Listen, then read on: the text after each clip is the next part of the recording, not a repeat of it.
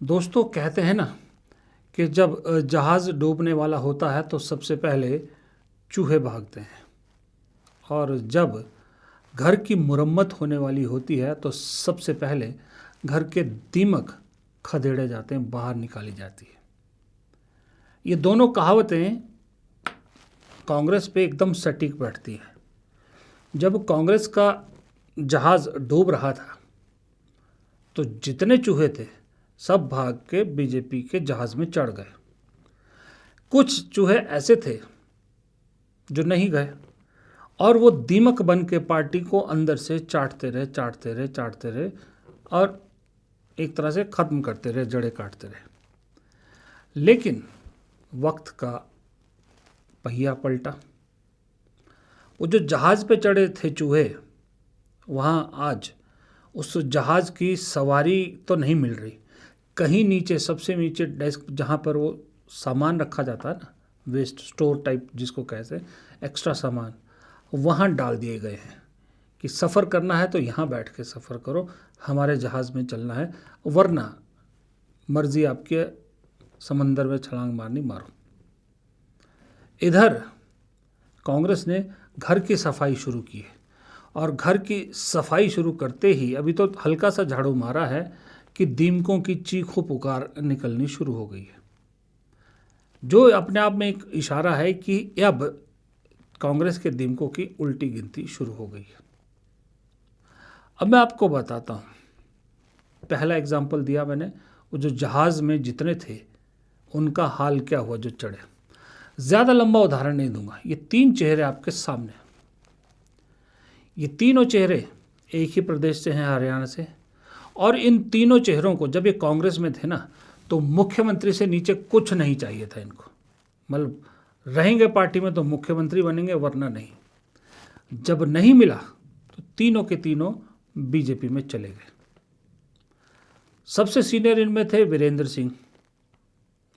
BJP में जाने वालों की शुरुआत में बड़े नेताओं में से एक ये भी थे, लेकिन जब वो बीजेपी का जहाज़ हिलने लगा, इनको टाइम रहते समझ में आ गया कि भाई मुझे तो नीचे डंप करेंगे ही स्टोर में, साथ में मेरे बेटे को भी डंप कर देंगे। तो इन्होंने टाइमली वापस छलांग कांग्रेस के जहाज़ में मार दी, अपने बेटे को भी ले आए।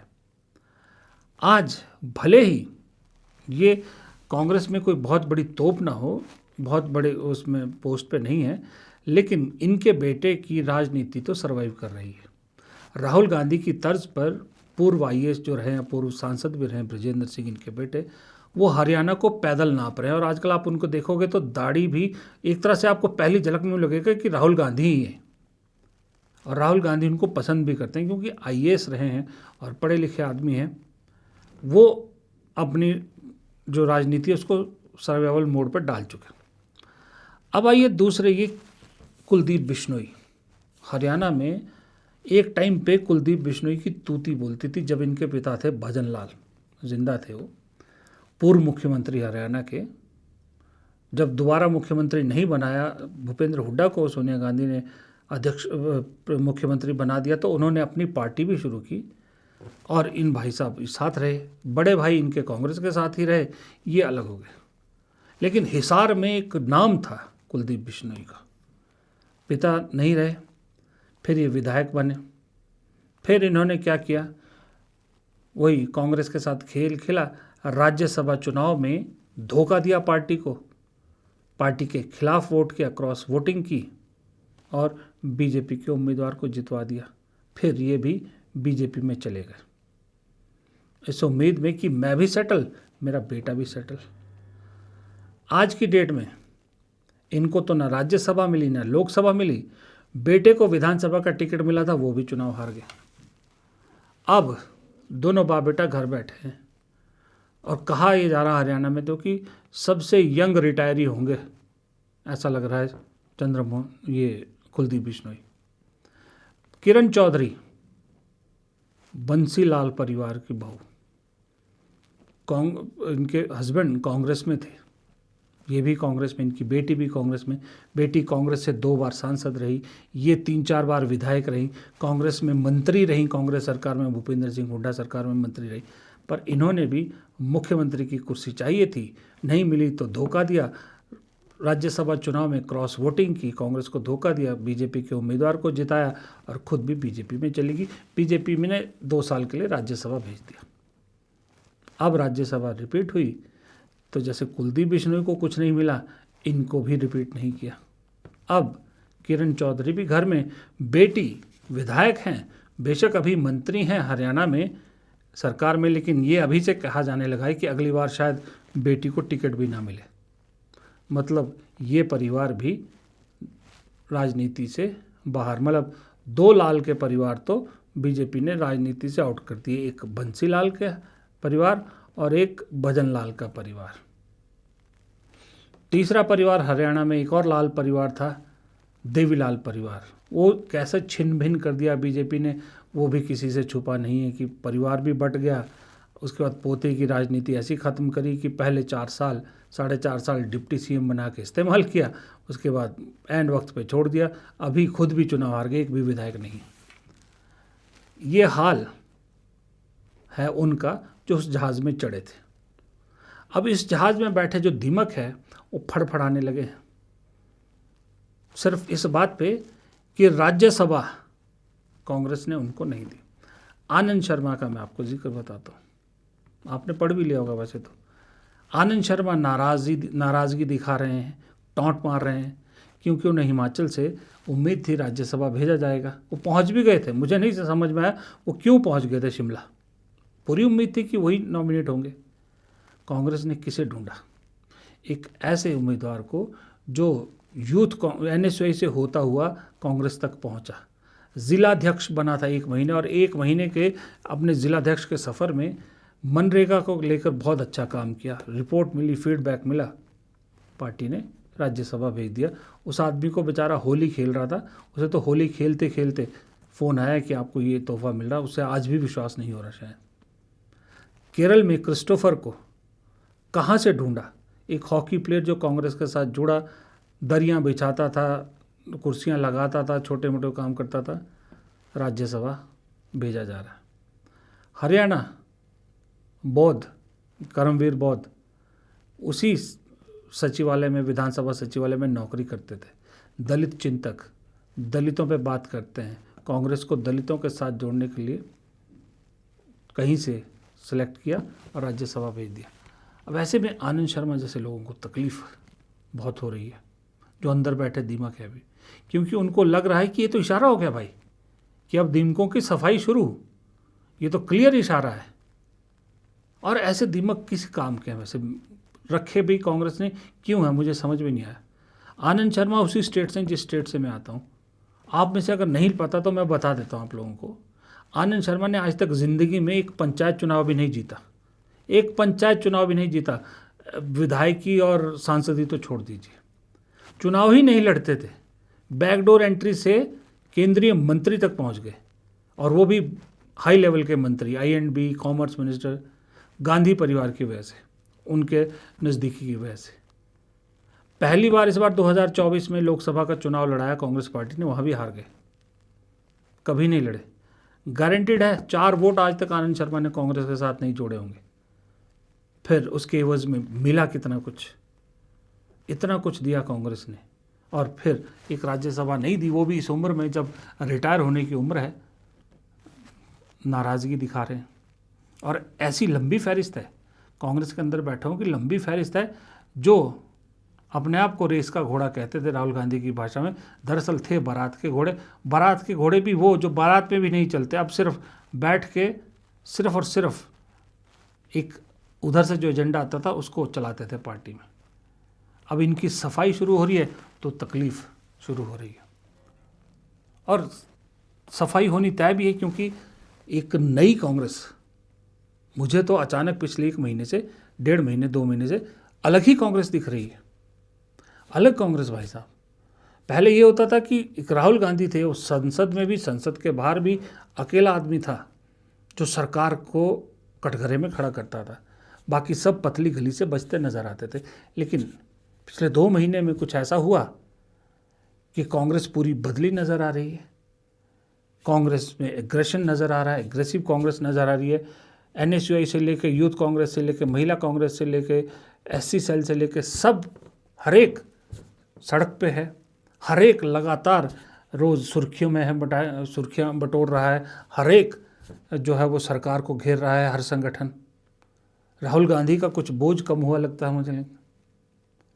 और इतना ही नहीं, जो कांग्रेस के नेता डरते थे सरकारों से, वो अब सरकार के खिलाफ खड़े हो रहे हैं। देखिए, अगर भारतीय जनता पार्टी के नेताओं के मानसिकता में अगर गांधी परिवार सपने में भी अगर आते हैं तो हमारा क्या दोष है? हमारा क्या दोष है? ये छत्तीसगढ़ के प्रदेश अध्यक्ष हैं। अब जरा उड़ीसा के प्रदेश अध्यक्ष को सुनिए, भक्त चरण दास।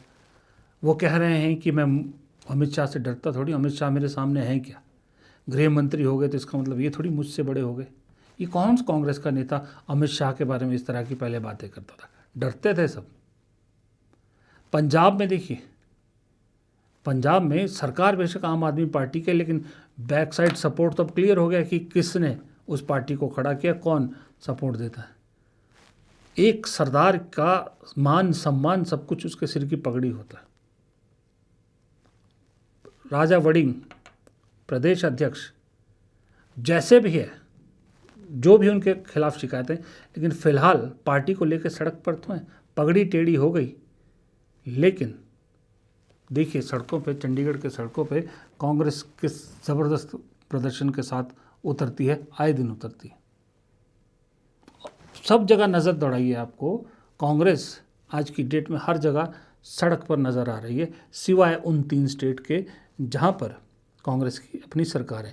लेकिन वहाँ भी सेंट्रल गवर्नमेंट के खिलाफ पूरा कांग्रेस जोर लगा रही है, चाहे वो मनरेगा का नाम बदलने का, ख़त्म करने की बात हो, या ये डील को लेकर हो।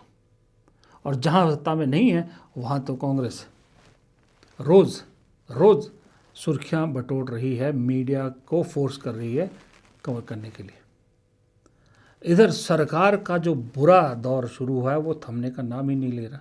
आज आपने देखा होगा, सुबह से खबरें चल रही कि किस तरह अमेरिका ने दावा किया है कि हमने भारत को 30 दिन की परमिशन दी है कि वो रूस से तेल खरीदे। और तेल भी कोई रूस से डायरेक्ट नहीं, सिर्फ उन जहाज़ों से जो ऑलरेडी समंदर में है, और वो भी इतना ही कि 2 दिन तक आपका काम चल जाए, इससे ज़्यादा स्टॉक नहीं करना है। मुझे तो मोदी जी की वो बात याद आ गई, वो याद है ना, झुकने दूंगा देश को, ना मिटने दूंगा। क्या हो गया? अब क्या हुआ उस बात को?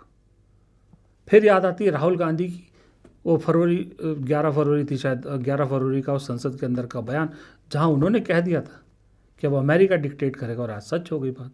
Now the United States will decide who we buy oil from. Yes.